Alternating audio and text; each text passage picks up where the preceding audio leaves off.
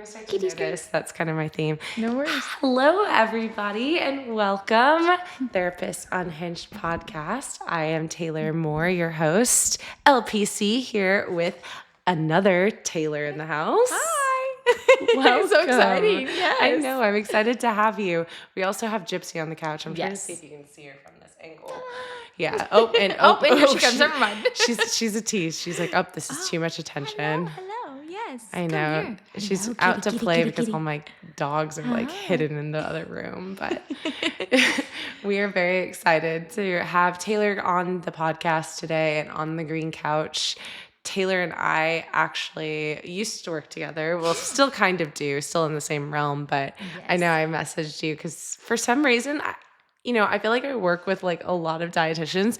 Yeah. Which, love them all equally. But it's like one of those things every time I would see you when I worked in that location, I was just like, I saw your face. You were always smiling at me. I was like, why am I not hanging out with this girl more? And I thought about it. So I was like, I need to have a dietitian come on the podcast at some point.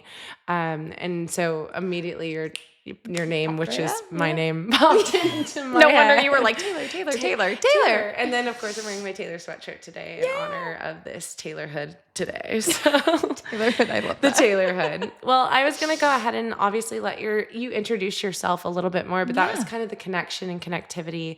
I know we are in our eating disorders series of the podcast. So last week we were talking about sports and kind of that ties into kind of the ED world and eating disorder world, which I know we've both seen. Oh, absolutely. But I had a great guest star last week, and now we have y'all are getting spoiled with the guest stars. But Maddie will be back soon. I know we miss her very much. But I'll go ahead and let you introduce yourself, Taylor. Just kind of tell me a little bit about your journey into getting into this, along with just who you are. Yeah. Well, my name is Taylor Phelps. So I am a registered dietitian, licensed dietitian. And so really my journey into this actually started when I was very young. My mom has been in the food service industry my entire life. She actually was a food service director for a school district. Oh, wow. And so she was one step away from becoming a dietitian, but decided not to, and just became a director at a school district, and always worked in child nutrition. And so I've been surrounded around food service my entire life. My dad was also, he was a pit master and worked in barbecuing and grilling as well. Okay, so legit. I know. I was like, so, food has been in my life like forever, just like everyone, right? But I mean, I've always really been embedded in it. So really, like the way my journey started was really wanting to get into the chef side of things. Yeah. And then eventually moving into, okay, like I really like food. It's really interesting. It's really cool. So I actually wanted to move into the like dietitian realm of it and kind of do more towards what my mom was doing, right? Yeah. Because chef lives can be a little hard. Yeah. Oh, my Long gosh. hours. I've seen The Bear. Yes, exactly. Long hours, a lot going on there, just not conducive for family life, things like that. So I went the more logical route of being like, okay, well, I can still work with food, but let's do it from the dietitian standpoint. Another realm, Yeah, let's find a good balance. So really from there, my journey took me to UIW, the University of Incarnate Word here in San Antonio. Cardinals, right? Yeah, still Cardinals. I guess I didn't really ever care about the sports or anything. I was just there. And so it's funny, my mom, which I'll actually disclose, was actually a nun before she had me and my sister.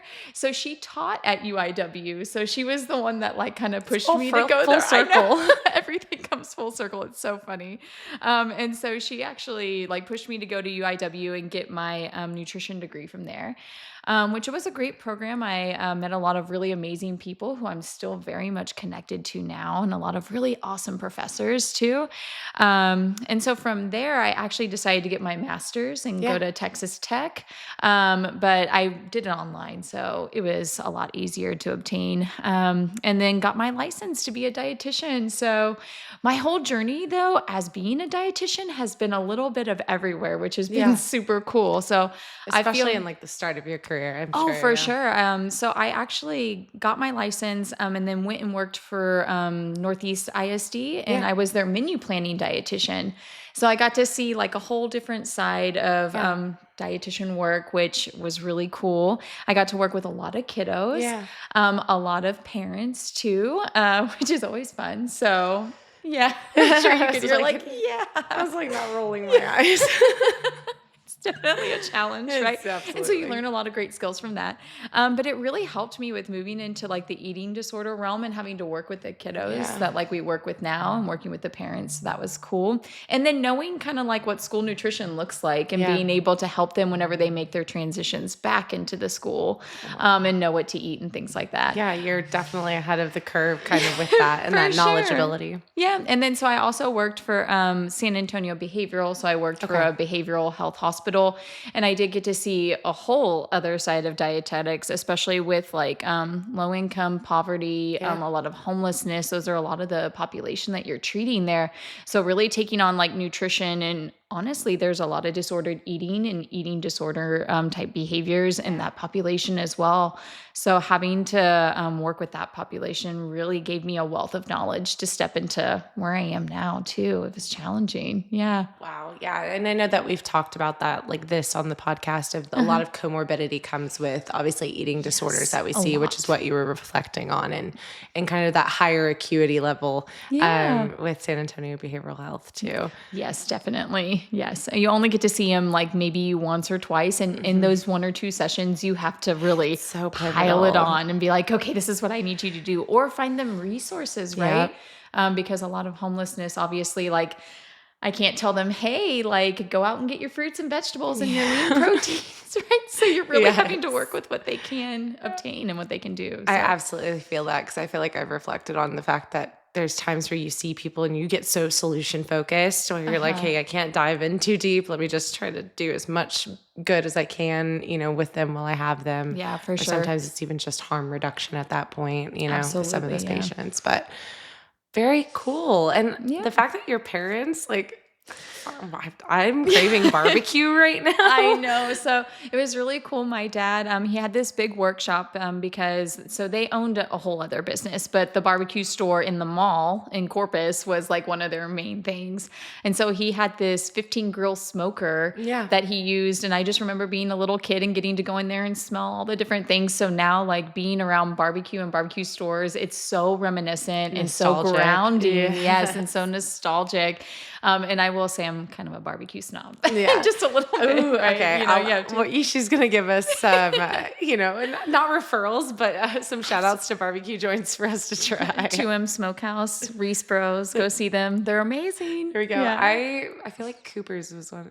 Do you like Cooper's? Yeah, Cooper's is good too. You're giving yeah. me that kind of like, it's okay. Cooper's is great. You're like, Just it's kidding. fine. It's fine. Yeah, no, and I mean, really, it's not that hard to perfect barbecue. I feel like you just have to give it a lot of love and time. Yeah. So I feel like a lot of barbecue places do it right. Honestly, everyone just has their own like vibe that they do with it, and they have their own ways of doing things. So it's really unique and cool to go to these different places And see where their passion is kind of leading into it. Yeah, definitely. Because I mean, I feel like all barbecue is good unless it's dried out. Yeah, Then that's it's fair. not. Then it's Sorry, not. I won't say the word. Well, actually now I will. It's not moist enough. Yeah, it's not moist. I was like, everyone's gonna be like, what word, Taylor? Yeah. So I was like, had to say it. Well, that's so cool. I think to that point is just like having kind of this just passion, just be like a whole like circle for you and encompassing. And then you kind of obviously deciding kind of down this like dietitian, nutrition like realm. And it seems like we're loving it too. I know that hopefully you're still cooking in your personal life. Oh, absolutely. And then my son, he is super into baking right now. Nice. So, and my mom naturally is a baker. Yeah. So it's a whole family affair right now. We're teaching him a lot of the different baking techniques and skills, buying him all the cool baking equipment. I gave him my KitchenAid The next the other cake boss day. in the Yeah, making. I know. I gave him my KitchenAid, which was just like such that mom moment of like, let Yeah. me pass the torch to you kind of thing. That's And so so sweet. like I even had a little tear in my eye when I did it. I was like, here you go. But he is doing phenomenal. I mean, I've gotten him a couple of books and the kid is just killing it, guys. Oh If y'all ever my want to try, gosh. just let me know. I know. I'm gonna be like, hey, well, if he ever like decides like what his niche is, like let me know if it's like cakes, cookies, like types of things. Let me know. We'll I'll promote put him. it in order. Yeah. I'll put it in order. Yeah, I'm for sure. speaking of just like random side note, I'm just like really into like fudgy stuff, like a brownies. Yeah. Like that's like my or a good cookie. I too. knew we were meant to be friends. Yeah, Yes, there we 'cause go. I literally have a box of like the HEB brownies in my fridge right now with the icing. Oh gosh, they're so delicious. And it's Sunday right now, and Sunday is Uh-huh. kind of what I like to call our sweet tweet. Yeah. Our sweet tweet Sunday. So now I'm already like plotting what I'm gonna That's do like every later. day for me. Oops. After every meal, I'm You're like, like- oh, something sweet? Okay. You're like, I gotta top it off. too good. Well, that's amazing, and it Yeah. sounds like just such like a good relationship with food. Oh, for And I sure. think too, when it comes down to it, obviously the realm we're going to be kind of diving into is you meeting with people who don't have a good relationship with food. Yeah. And how do you feel like your kind of approaches to these like eating disorders or eating disorder clients? But then also, like, do you feel like there is a misconception like with dietitians in that treatment world? Oh, for sure. So, well, definitely, I feel like first off, every time our clients meet me, like personally, like the dietitian, one, I know that I'm very like happy and smiley. So they're like, all right, she's cool. But then 5 minutes later, they're like, oh my gosh, I thought you were going to be like the food police and tell me what I can and can't Yeah. eat.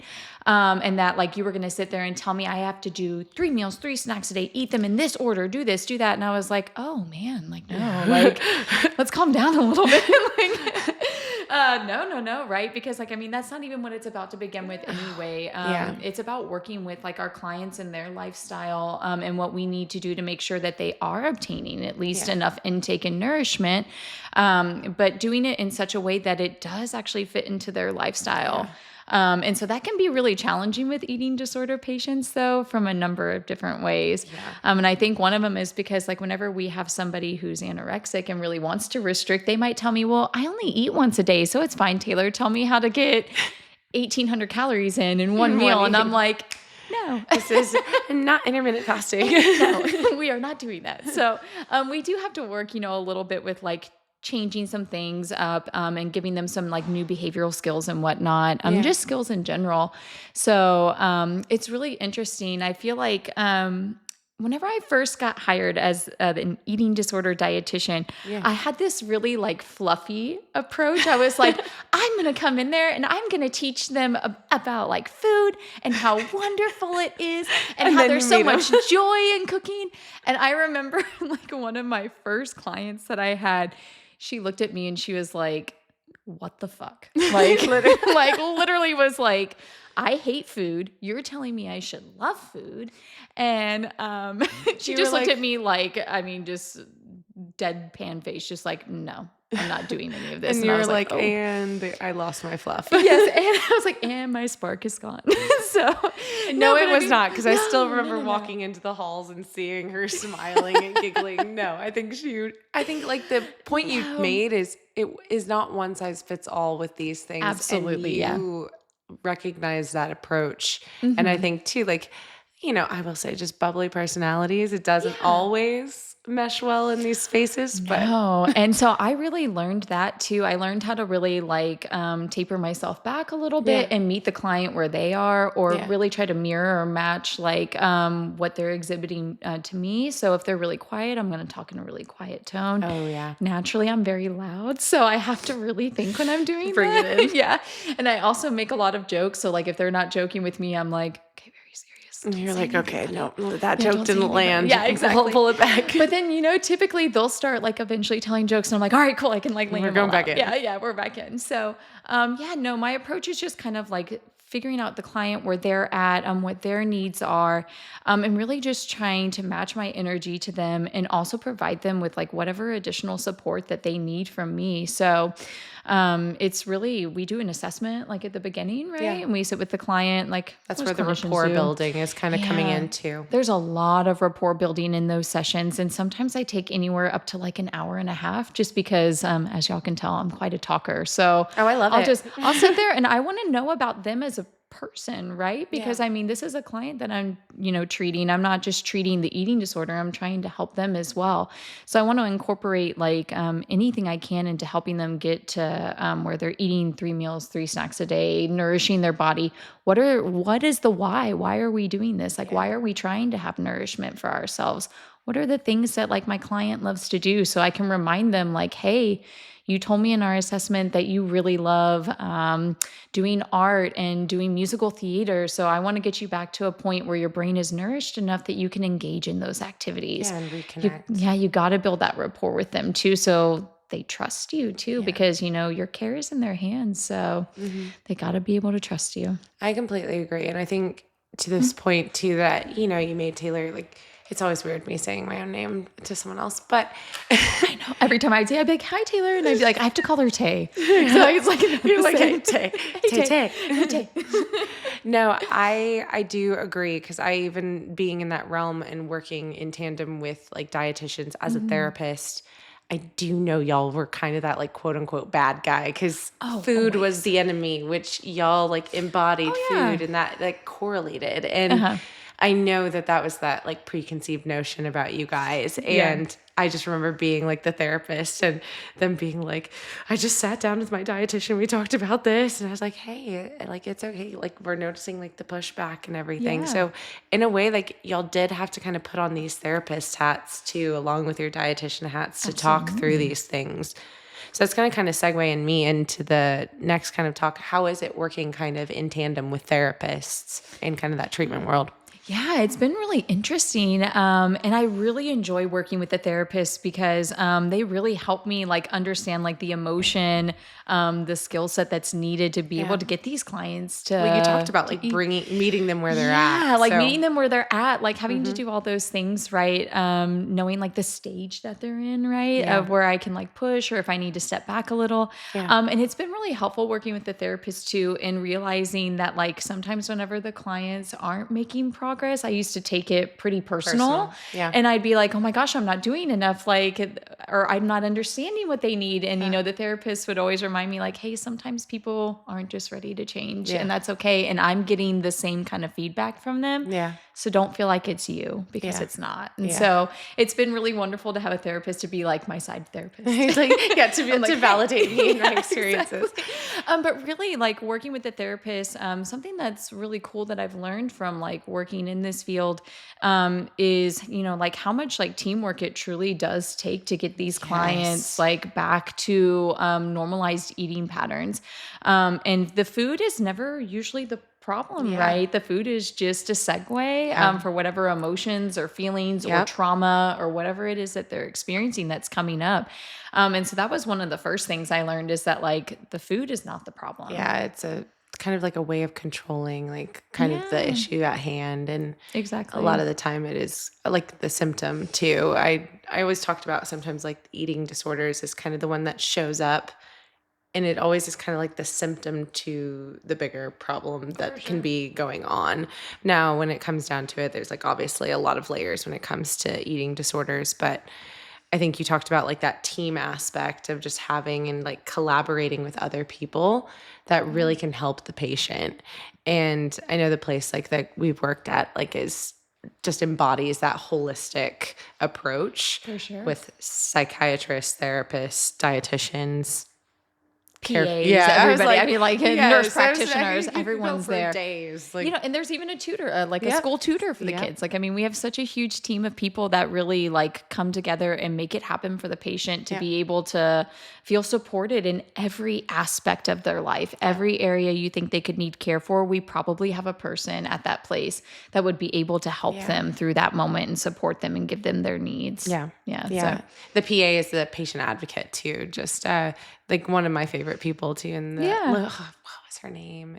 I think of all the different PAs and all the different locations. So I used to travel for this company, so I was in every single one of them. But no, you're right. I think it just taps into every single point of their life. Obviously, if they're a kid, adult, and what they're kind of needing on their journey. Yeah. And it sounds like a great place that you found yourself in, and you getting kind of fulfillment from that. Yeah, absolutely. I will say whenever I worked in school nutrition, like doing menus, it was very monotonous. It was every month I knew what my weeks were going to look like over and over and over again. And I did the same exact thing every month.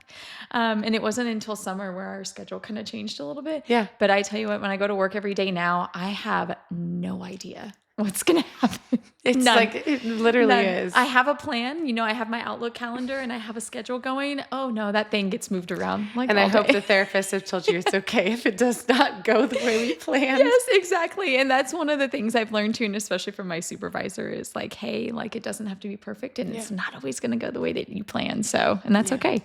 I will say, like, too, I know we talked a little bit on some of the challenges, like you see, where it's like, hey, sometimes, we do have patients that come in there and aren't ready for a change. Yeah. We notice, like, hey, like, sometimes are we the next stage? I know that you're in the PHP level, and Yeah. sometimes there's higher level of care needed. Yeah. So what kind of challenges do you feel like you face more often kind of in that treatment realm? I think now, so we've actually been taking like a higher acuity level of care of patients, Okay. just to kind of help like transition them, get them in the door and feel comfortable with like, being there. Yeah. And so sometimes I think what comes like up that's really challenging is being in the PHP level of care and treating higher acuity cases and just feeling like we have to be a little bit more on watch, Yeah. and just being more aware of like those clients and making sure we're really watching like their medical status and stuff like that. But to be honest, I've always wanted to go up to the residential level of care. So I find it really interesting when we get those patients. That's when I feel like I'm most like in the zone at work. Yeah. And I'm like, nobody talk to me. I have to like hyper focus on this On patient. this patient right now. The whole time. So like, I find that to be one of like the challenges, right? Is being like in a certain level of care and having a client that really may need to step up in that moment. And what's most challenging about that is getting their support system on board. A lot of times, like the family is a big barrier. Part of the problem. Yeah, part of the problem to get them there. And so we have to have a lot of really hard conversations. Yeah. But, typically in the end, they are, willing to step up to that level of care. There's just a lot of fear, right? With like their family member being away. And how are we supposed to support them whenever they're, up halfway up the state? Like, what are we going to do to be able to be there for them? So it's really resting assure those fears and kind of helping them feel comfortable with getting them up to that level of care. Yeah. So, and showing them how serious the eating disorder is at the time. Yeah. Because I think a big misconception that people have is like, oh, it's just food. Yeah. Like, Oh. it's just food. No big deal. It'll be okay. Like we all eat, like they eat every once in a while. My dad used to eat that way. It'll be fine.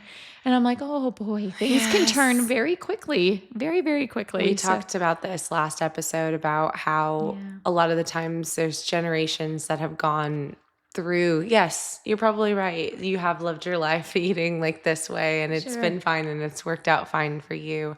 I think it's just the difference is that, hey, we're a generation and a cohort that's saying like, this is not okay. And this leads to other things. There's, ways to kind of put a stop to it. And I know that we talked on working with kids means you work with parents. That's why sometimes when you're working with adults, it can be a little bit easier because we're like working with adults. Yes, that's why working with adults can be a little bit easier because we're like, okay, they brought themselves in here. It's kind of sometimes we're just working with them and maybe their family or their, Yeah. But when it's kids, you're definitely working with their family and their household and where they're living and getting them on board with meal plans or getting them on board with the next stages of treatment. Because if you could have a kid committed, but if their parents aren't, it falls through the cracks. Well, and what's the worst about like working with some of those clients is that you can see where the eating disorder came from. Oh, yes. I have you can see. I mean, we could probably do a whole episode on just this alone with like talking about parents and like, how their thought processes, their patterns, what they're saying to their the kids. verbiage, Yeah, what they're telling them, their language around food is a big component as to why the child has gotten an eating disorder. Yeah. Now, I don't want to put all the blame on parents because there's so many things, right? Social media, societal, yes, everything. We have friends at school. There's all sorts of things going on. But man, the home base is really somewhere where you can see it and hear it a lot. Yeah, you think it's like father, like son, like apple doesn't fall far from the tree. This is the home and this is where habits are formed. You learn your first like attachments, you learn love, like you learn. And I think with that being said, it's naive to think that that doesn't play a part in it. You could make your child a meal, but what are your eating habits in front of them? Like, what are you doing, and how are you viewing yourself, or how are you talking about your own self? Because I'm not, you could have parents that are, hyping up their kids, but if you're talking about your own body in like a negative light in front of your children or things like that.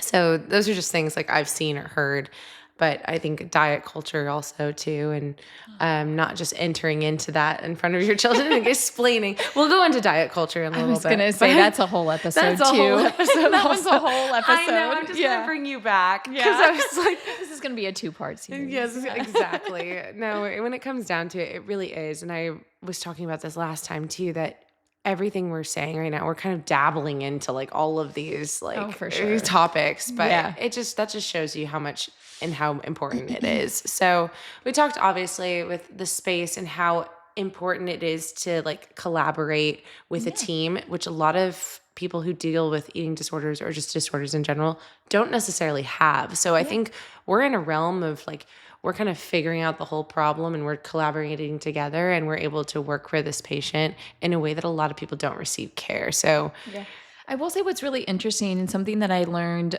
stepping into this realm is that dietitians are really qualified to talk about like DBT, CBT, like those things. And there's trainings out there for dietitians. Very familiar with that and too. so not only that, but like even just in like our basic training, like when we went through our internship, we actually did do a lot of different therapeutic modalities, such as like motivational interviewing, this like the different stages of like readiness to change and whatnot. And whenever you think about it, like dietitians, we do not just like stick with food. I mean, food is really simple, actually. Like a lot of us actually know what to do whenever it comes to eating food. We know we're supposed to eat fruits and vegetables. We know we're supposed to, watch certain things that we're eating. We know we're supposed to drink water, do this, do that. Stay hydrated. Stay hydrated, all these things. The behaviors are really the problem. And that's what you guys are the experts in, right? Is like behavior and behavior changes. And so I think that's one of the cool things that I've learned as a dietitian in this realm, though, is that like I've gained so much, like I've gained like a huge skill set from you guys, from like just talking to y'all and learning how to like talk with my clients and work on like behavior change. I feel like I've become a better dietitian from watching you guys and working with y'all. Oh, thank you. I'm like, so shout out to therapists. Shout out to therapists. Shout out to and therapists. I was like, I know that we've worked together, but I know you have a great team because I've been in that office before. You have great people that I've always enjoyed it. I work from home now, which I love to because I got a new puppy and now it's a little chaotic here. But I will say I hear you on that because I think whenever you can pick like other clinicians' brains, it makes you a better clinician in general. Like, but that's not even just like staying in your own lane. Like therapists can talk to therapists, but you're like a dietitian who's like, hey, I'm like I'm making myself like stronger in other areas. Absolutely. And like you said, food can be simple, but we complicate things. So we're humans. Well, we and complicate the shit out of things. One thing that's really cool that I've noticed over like the last maybe like 6 months that I've been in my job is that like a lot of the clients do tell me that they like me because because remember they thought that I was going to be the food police and stuff, but when they've talked to me they realized I'm kind of more like a therapist. That's why I was like, I hang out with too many therapists at work, so like I just kind of feel like I've learned how to really make myself like approachable with the clients. You've adjusted your approach. Like, and so I've invested in that approach by like talking and like getting to know the different therapists and like what their different modalities are for like building rapport with clients. And I think that's something that's super important with dietitians because whenever you talk with a lot of these ED patients, some of them have seen dietitians, and a big reason that they may have an eating disorder or just be very hesitant to talking to one again is because of their approaches prior. Was because of their approaches prior. So I definitely want to break that mold, and there's a lot of really great dietitians out there though that do a lot of really good work. So I was going to touch on that. So I'm glad you said that because I think you have this like flexibility to you, which I think is going to help you so much just in like your further work with your patients. But it is saying like, hey, you're a dietitian who works with eating disorders, not necessarily a dietitian who has like people coming in and just kind of wanting a food plan or things like that. Yeah. Where it's a lot of the times people can maybe lose that knowledge of someone might be coming in and struggling with food. And if, Mm-hmm. I think all clinicians can get a little robotic. That's not just Yeah, dietitians in definitely. general, but realizing like, hey, verbiage, care, and empathy, where it's saying like, Empathy. empathy. Empathy. I That love is that the you've done big that. one. Yes, That just is the this. big one. It, Yes. it's so Empathy. needed. It's so Yes. needed, and you don't know who's coming in, which makes every day different. Yeah. And so, Yeah, because speaking of like just robotic, like I think for a while I got into like this mindset of like, oh, okay, just put him on this meal plan, get him started, yeah, get him going. And then, what I eventually learned was like, hey, not everybody's just going to be able to start this meal plan yeah, and do it at this many calories and eat these many like meals and snacks a day. So that's where like really learning to hone in and see like, okay, let me really meet them where they're at. yeah. Let me truly meet them where they're at, not where I think they should be. To make myself look better, that's just where they should be right now. Like, it's really having to say like, okay, we're just going to start here Yeah. and we're going to see what we can do. And even if that means we just move an inch, like, hey, that's an inch further than we were whenever we started this. So yeah, it's a very humbling process too. Absolutely. Yeah, and like you said, those expectations, you're like, hey, like these are something that's gonna be ebbing and flowing for me, even though you're like, hey, like I have this meal plan that I've worked on for them. And it's like Sure. it Yeah. might not always work out the way that you want it No, it's to. not always. Yeah. So, Yeah. well, good. And I think to that point, I wanted to kind of lead us into kind of more of a reflection on how has your relationship been with food like throughout your life? I know that you have like a really solid background of like obviously growing up with it in the ED world. Like, how have you connected with food maybe more in this process or maybe yourself? It's so funny because I always tell people that I'm almost 100% sure that when I was a kid, I had ARFID. like, Yeah. like whenever I look back now and like I know what ARFID is, obviously, I'm Yeah. like, oh my gosh, I'm pretty sure I had ARFID. Yeah. so, because I did not eat like fruits or Yeah. vegetables. I had like my fast food places that I would only eat from. My mom would try really hard, but Yeah. it never worked out. But then, like, I don't know, something weird happened. Like, I became a teenager and I just started trying food. And I Yeah. guess maybe it truly was kind of like for me, maybe that realm of like just picky eating. And Yeah. like, just had to go out there and like get around my friends and eat new and different things. Just So try it just out. try it out. Yeah. Yeah. And so, once I got into my teenage years, kind of started having more normalized eating patterns. And then I would say in my 20s, whenever I started going to school to be a dietitian, Yeah. that was when something interesting I feel like happened for me. I was exercising excessively. I was Yeah. overdoing it quite a bit. Yeah. And I feel like I was eating pretty well for the most part and fueling my body, but definitely not enough, like not to where, With the meeting the exercising. Yeah. meeting the activity level that I was doing. And so I feel like I had some disordered eating going on there, right? And I had like a very strange relationship with food where like I would say like, oh yeah, I'm open to all and any foods. But oh my gosh, like I would only eat at like places that I knew were going to have vegetables on the menu, stuff like that. And that I knew were healthy, right? So I was so diet culture in my 20s. I'm not even going to try to bullshit you guys. Like, and I think honestly, it was from going through school because I will say that like whenever you're going through training to become a dietitian, there's definitely an emphasis on eating healthy. I almost want to say that it's like diet culture in itself in the classroom. And I won't say that there's anything necessarily like super bad about that. Like we're learning the mechanisms of like diseases and disorders and making sure that we're eating some of the things that need to be eaten to make sure that we can stay away from those diseases and disorders. But it can be really challenging. And that's how I felt in my 20s was like, if I ate any kind of sugar or anything like that, like bad, right? Then I need to go work out for 4 more hours. And so I remember it was actually, I started working at the botanical gardens and I started working with different chefs. And what was really cool was like, they really taught me about like the love Of food and what else food can do for you besides being fuel for your body, right? Social connections, enjoyment, love, tradition, family, things like that, cultural connections, right?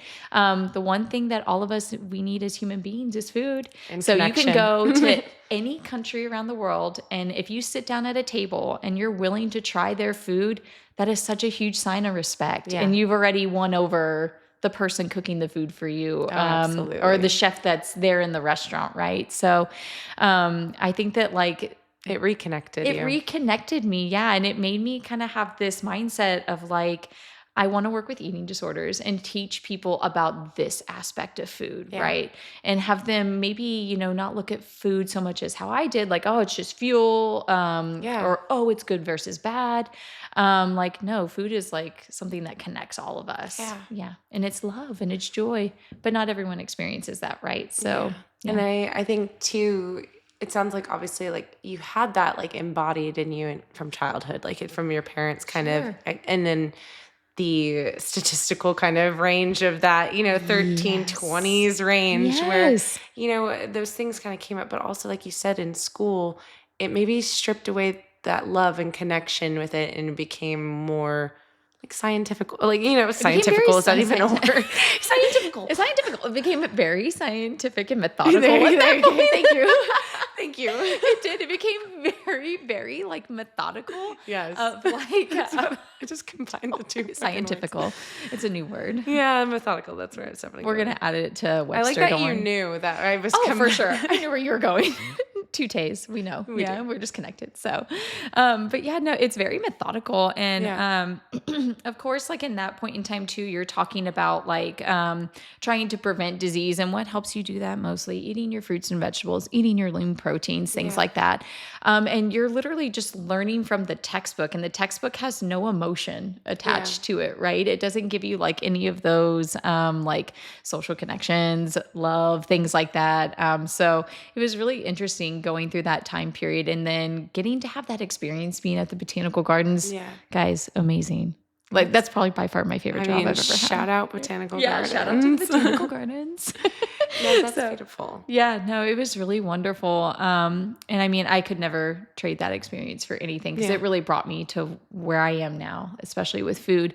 Because now I'll say, holy moly, like my diet is just very free flowing. It is all over the place. Like if I need to stop somewhere and eat, we're going to just stop there and eat. And like, there's no preconceived notions of like, is this healthy for me? Do they have vegetables? Do they have fruit here? Like, I don't care anymore. I just need fuel to get me through the rest of the day, or I need to nourish myself, I should say, actually, and get some nourishment in me so I can keep doing the tasks that I need to be doing. Yeah. So I love to tell clients like, hey, I know that it sounds like I'm just saying this to you, but I want you to know this is something I practice every day. Yeah. And this is something that the majority of people should be practicing every day. So don't feel like practicing what you preach. Yeah, don't feel like I'm just sitting there like preaching it at you and you're like, oh, she probably goes back there and eats a salad. No. No. Wait, where's your I was like, Whataburger cup, yeah.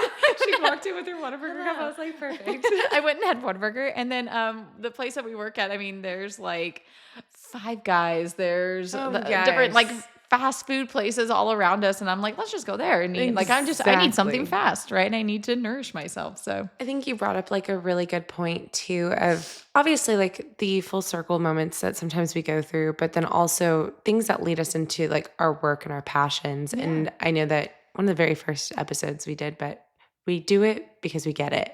Like, and it is kind of just showing them like we understand. And I will say like there's something about it in therapy whenever I'm talking with, you know, a patient that they're like, oh, okay. Like she does have some knowledge on grief. She has some knowledge on like past traumas. Like, so it's like the same thing probably happens when they start to kind of connect with you. And it's like, oh, Taylor does get it. Like Taylor does understand like the thought process I'm having and kind of the checking the menu, like where the healthier things are and stuff like that. Sure. And just not acknowledging those thoughts though. There's no shame and I hope we're not feeling guilty or like, hey, cause we all have those. Yeah. But it's acknowledgement of saying like, am I having these thoughts? Where are they coming from? And then just really saying like, there might be needing to have some work done there, like or focus in on that of like, why am I feeling this way that I need to lean towards just these healthier choices? Because that can be a sign of something at the end of the day. Yeah. But I think too, that listening to your body, nourishing your body, listening to your doctors and Yeah. your dietitians and your therapists, like, because at the time when it comes down to it, food is fuel, but there's other stuff that's on top of it that, we have to take care of Yeah. ourselves. But I like that you brought up fast food, because that's going to lead me into fear foods talk really quick, because we Yes. do a lot of exposure therapy. This is my favorite. I know. I saw you start here. Yeah, I'm going I was off like, of her stars on the yes. list. I was like, what does Taylor want to talk I about? am the most creative. Are you? I am so creative, and my current clients will all tell you that, and they all cannot stand me, but they also love me. Yes. Well, let me give a little segue. So I know that you said ARFID, so that she was talking on ARFID before. So that we talked about that in the intro to psych, because I was giving all these definitions before too, because I was like, you'll probably hear me say ED and things like that. But again, just a reminder, ARFID is avoidant restrictive food intake disorder, Yes. which we talked about in the first episode. Watch that for the definition there. And then we were kind of reflecting on like orthorexia, right? Like with like the healthy kind of like choices and stuff like that, and Yes. just specific healthy choices. I realized like last episode I didn't preface, because I think one of my guest stars, she was talking about how she got diagnosed with orthorexia. Yeah. So that's where we just kind of hyper focus on those healthy choices and very restrictive towards that. So that was kind of reflection on that. But now we're going into exposures, which is a certain type of therapy, which we really do a lot of, and we expose to what we like to call quote unquote fear foods. So I will let you Yes. take it away there after my definition segue. Yeah. So it gets really interesting with like eating disorder clients and doing like fear food exposures, because in our sessions, right, they really open up and they talk about maybe they have a fear of, we had an interesting one recently where this client just had a fear of eating like carbohydrates because they were afraid that it was going to like deteriorate their teeth and deteriorate their organs. And like that carbs are like the overall enemy, the end all be all. Like this is what ruins all health. This is the cause and the root cause of all diseases, right? Yeah. And so there's a lot of distortions on a lot that. of distortions. So we do a lot of education, and then that's whenever like the fear food exposure starts. So typically we have them do what's called a fear foods hierarchy, where we list off just tons of food. I mean, just any food you can think of. And we have them rate on a scale from 1 to 10. If you could not engage in any kind of behaviors, like where you could like restrict, or you can tear it into small pieces and then eat it, anything like that, how high would your anxiety get at that point? And so they'll rate it on a scale from 1 to 10. And so 10 is usually like, I'm not going to touch that for a little bit. I'm going to start them off a little bit lower, somewhere around like maybe a 3 or a 4, and give them some of those foods. And man, we are just going to repeat it over and over and over. They're going to have, let's say if brownie is like a 3 or a 4, they're having a brownie every day. Yeah. Every single day they're doing that. And then we might up the ante a little bit and like maybe overportion it and give them like a larger brownie and say like, okay, now you have to complete this, and you have to be okay with also like completing your meal at the same time. And they'll just look at me like, what? What? Yeah. And those are the moments where I just like keep it inside. I'm like, I love this. So, and I love it because I love seeing them challenging themselves and giving them that confidence in the moment of like, hey, you can do this. Yeah. Like it's within your reach. I wouldn't ask you to do this if I didn't see that you were able to. I'm not going to do that to you. So, really like those are really interesting. ARFID can get really interesting just because, a lot of the times, their fear foods are foods that like maybe a crunchy sound, temperature, taste, texture. Texture is the big one, right? They really don't like slimy, mushy type things. And then a lot of it is related to like maybe they have an autism like diagnosis. A lot of that, that's a very one that's like very, on the very spectrum. And then ADHD too, surprisingly, is also up there with ARFID as well, just because it can really be like very overwhelming in general. So a lot of times with like our ARFID patients, what we're doing is we are like providing them like very small samples of whatever food it is that they're challenged with, and having them repeat that exposure like daily, weekly, and just trying new foods over and over again. And a lot of the times the goal is not to get them to love this food and like, oh yeah, I'm going to incorporate it every day. Regulate. It's to regulate. Yeah. And it's that if the food is sitting there, I'm going to be willing to eat it. Am I going to enjoy this? Probably not. I'm probably going to not really like this, but I'm going to go through it and I'm just going to eat the food because I know that this food that they're making me try is going to provide me some type of like nutritional value and nutritional nourishment that I really need to incorporate. Because a lot of time with ARFID, since they don't like certain textures, like fruits and vegetables are usually completely eliminated out of their diet. They will not do it. So those are, I mean, some of the things that really help us fight a lot of disease and disorders. If we're being honest, that's where a lot of vitamins and minerals lie. So incorporating those foods in is super important. So it's just like repeated exposures. Yeah. So whenever it's like you're noticing certain diagnoses, like steer away from like those fruits and vegetables where like, hey, this is your nutrition is like lower than it needs to be. Yeah, exactly. And that's where like the dietitian really comes in and it becomes really interesting in that point is like making sure that their nutritional needs are truly what's being met. Like that is the whole goal there with a lot of our ARFID patients is making sure that they are. Because a lot of times like carbs are their best friends. Yeah, they're love like mac and cheese. They're gonna eat. Like it's just we always say it's what they're eating. One of my predecessors who worked with me before, she ARFID expert. She was amazing, and she always talked about like the trifecta of ARFID, which is they always like chicken nuggets, pizza, and macaroni and cheese. So, like those are always calling out all you chicken tender kids out there.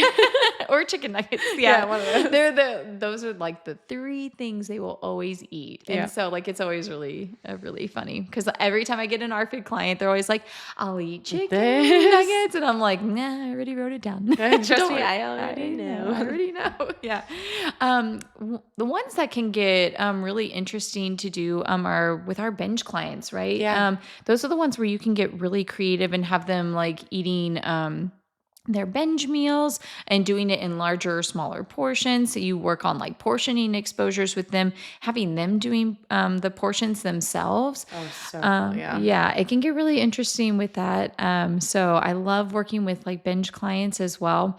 Bulimia nervosa is also one that those become really challenging because you have them essentially do like their binge meal and then you can have them like go sit in the bathroom right after they complete eating that's it. Their exposure basically to have to sit there. Yeah, to have to sit there with the anxiety, sit there with like the urges to do things.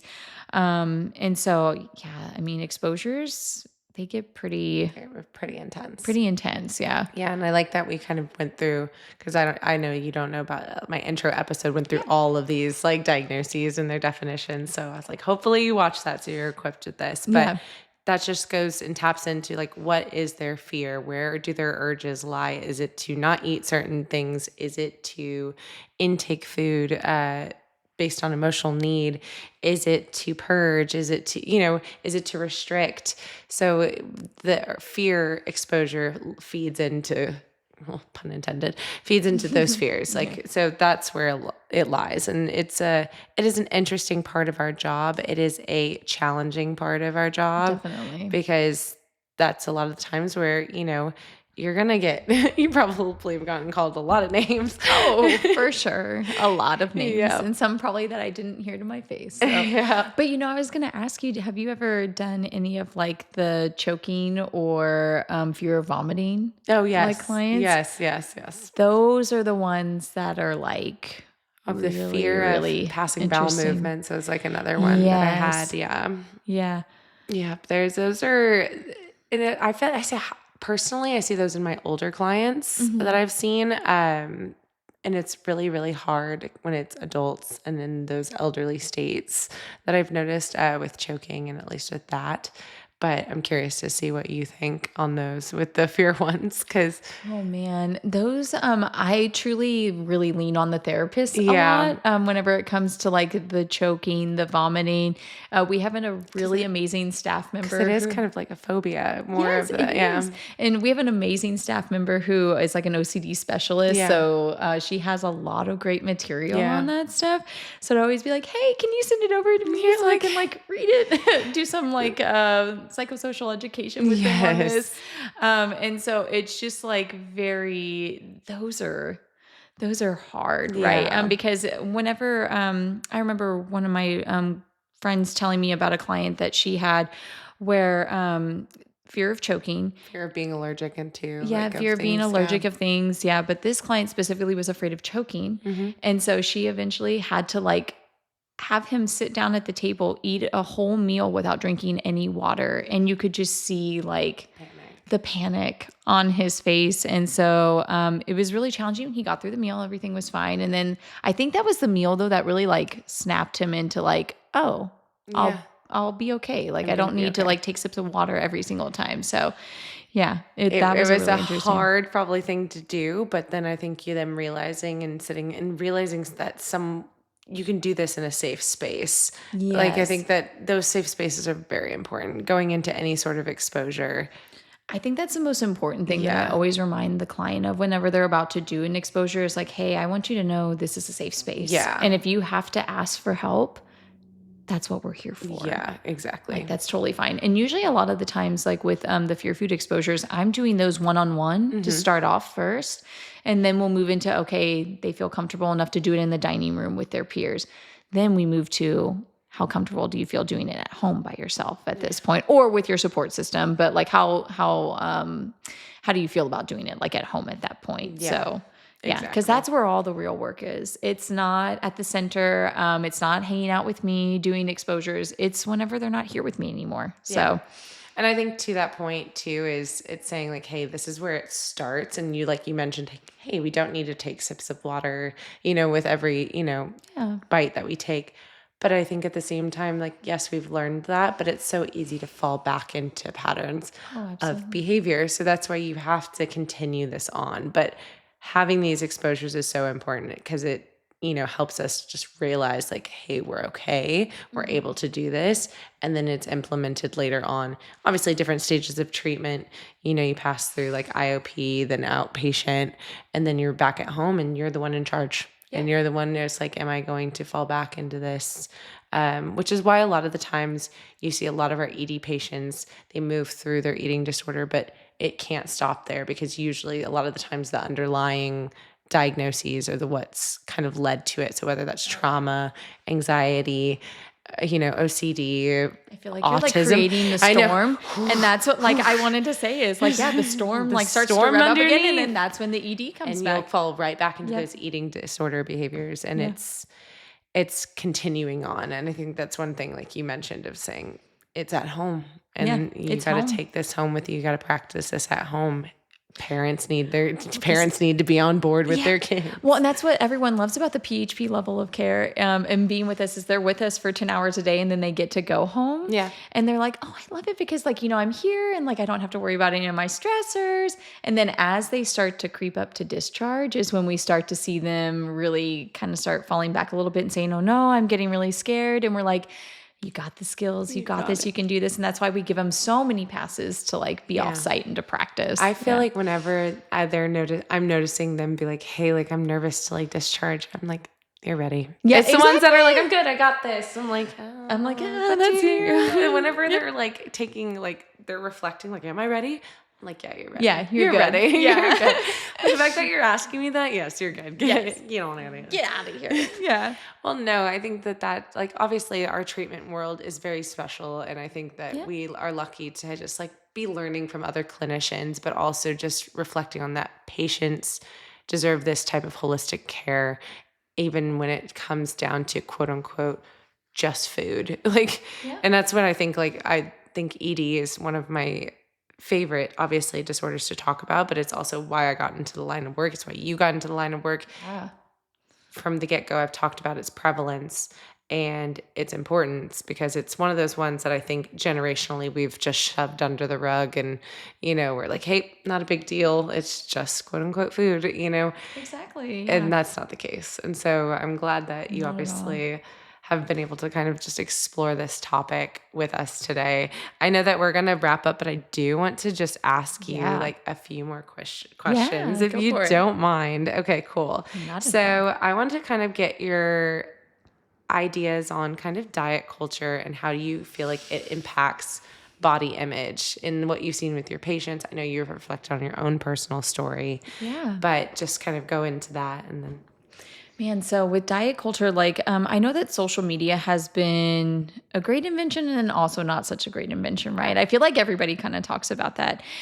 So I feel like diet culture has really like taken on social media to reach as many people as possible. And you have all these different wellness influencers who are out there with their own biases, their own things that they've been through in life. And they're like, Work for them. yeah, this worked for me. It'll work for you too. And by the way, at the end of this, you're going to look exactly like me. And it's like, no one's ever going to look exactly like another person, right? No. We all only have one other doppelganger is what I believe in the world. So Okay. like, Okay. there's like one other person in the world that looks like almost exactly like you, right? And so you're just never going to look exactly like that person, right? Yeah. That's giving you this advice to do X, Y, or Z things.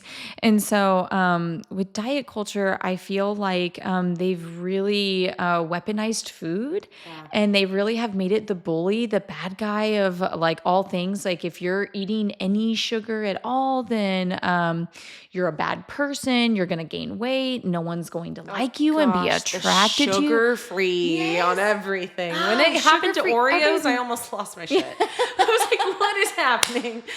The sugar movement for me was just like, damn, like it cycled back around. I didn't think I'd be around for that. You know, I thought maybe it would wait another 100 years or something, because you'll notice like if you look back at the trends of like every decade for the last like 50, 60 years, they all cycle and rotate. Like at one point, I think, I don't know, don't quote me. Maybe it was like in the 70s, it was sugar and then it went to fat and then it went to protein and then it all recycled and then it was too many calories, too many this, too many that. Well, and I've talked about like the ideal body image has changed over like generations too. So I think it's just like people fixate on something to correct. I'm like, is that corporate shit? Yeah, in the 35 years I've been alive, I've gone from needing to like, you know, look like stick thin to looking like Beyonce to looking back to stick thin again to looking like, I don't know, like a bodybuilder. Yeah, like I've gone through so many different things. I'm always like, what am I supposed to look like? Oh, well, what if I just look like what I want to look like, or like supposed to look like Taylor? Yeah, Taylor, you like, Taylor. Not Taylor. I was like, not you. You're not my doppelganger. You know, the blonde version. Yeah, exactly. That's literally, I was telling one of my coworkers, I was coming to do this with you, and I was like, it's going to be the blonde and the brunette. You know, hey. There's going to be too many smiles around here. So, I know. I don't think we've stopped cheesing. No, not at all. So, but yeah, like remind me again the last part of the question, because you said diet culture. Yeah, diet culture feeding into like body image, which you were going.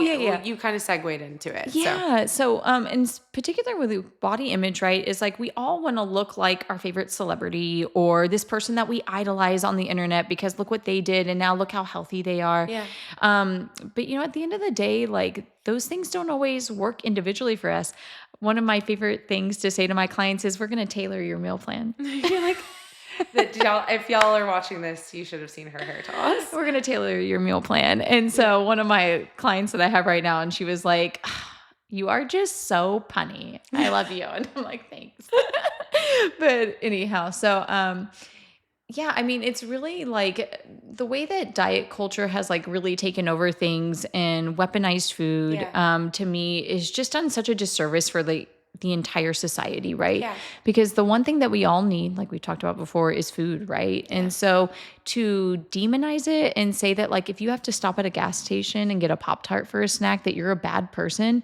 Now that person is going to drive past the gas station and just say, oh, well, I'd rather not eat because all they have in there is junk food or processed foods. Like, now I'm going to be hangry for the rest of the car ride. Now I'm going to be a very unpleasant person to be around, or I'm just going to be hungry and not get enough like intake and nourishment for that day. And I'm going to start to get a headache. I'm going to start to feel all the other physical symptoms that may arise, all because, you know, I followed this wellness influencer on Instagram who told me that Pop-Tarts are going to make me fat, make me a bad person for eating them. And so truly diet culture is something, like I said, I could spend a whole other episode just going into. It is a big topic. And I think we talk about, I would just think of like the generations of like Jenny Craig and like all those ones that I remember seeing my mom. Yeah. Slim Fast. Oh my gosh. I remember seeing my dad on that. Sorry, Dad. Yeah.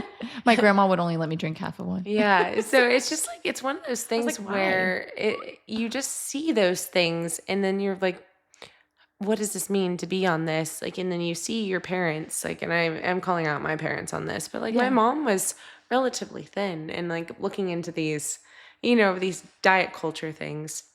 So it's just like realizing like how impressionable those things are in your home. You don't deny yourself that. You might think it doesn't affect you or impact you, but you are making those choices, or you are probably denying Yeah. yourself that damn Pop-Tart from that gas station because of something in your head is saying that that's wrong.